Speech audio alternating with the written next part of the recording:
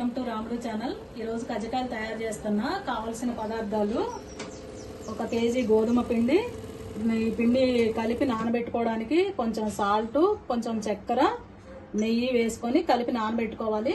Stuffing పిండి కోసం పల్లీలు, ఎండు కొబ్బరి, జీడిపప్పు, నువ్వులు మొత్తం వేయించి పిండి తయారు చేసి పెట్టేసుకున్నా.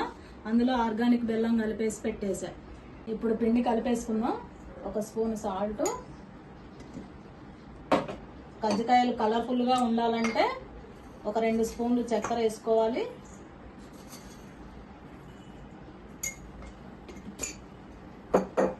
వేసుకొని మంచిగా పిండి ఇట్లా కలిసేటట్టు కలుపుకోవాలి.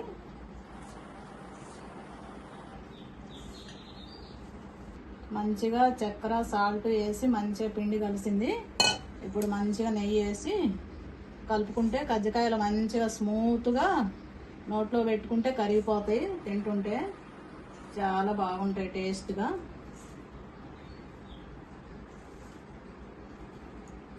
మంచిగా పిండి కలిపి మంచిగా కలిపేసా.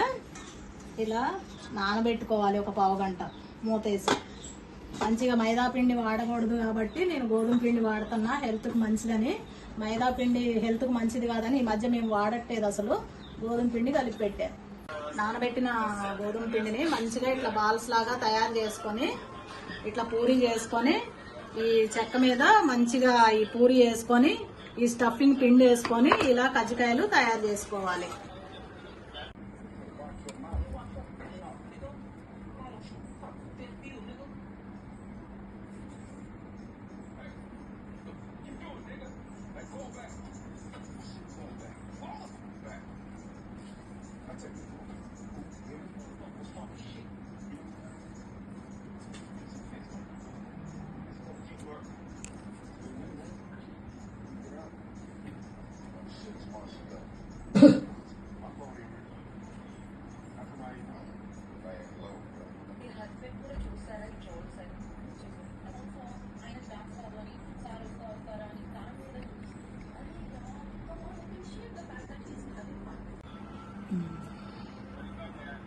మంచిగా తయారు చేసిన కజ్జికాయల్ని ఆయిల్ వేడెక్కింది. ఆయిల్లో మంచిగా ఇప్పుడు కాల్చుకుందాం.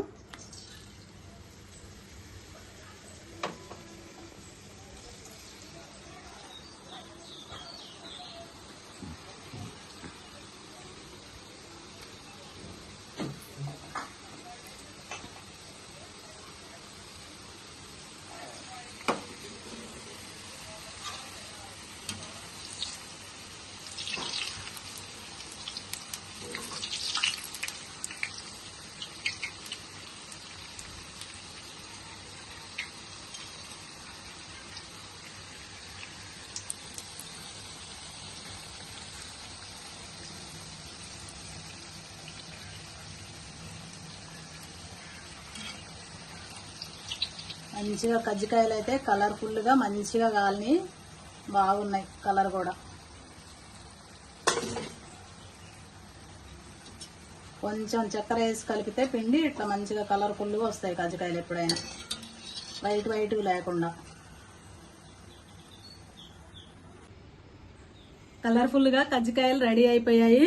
నా వీడియోస్ మీకు నచ్చితే లైక్ చేయండి, షేర్ చేయండి, సబ్స్క్రైబ్ చేయండి.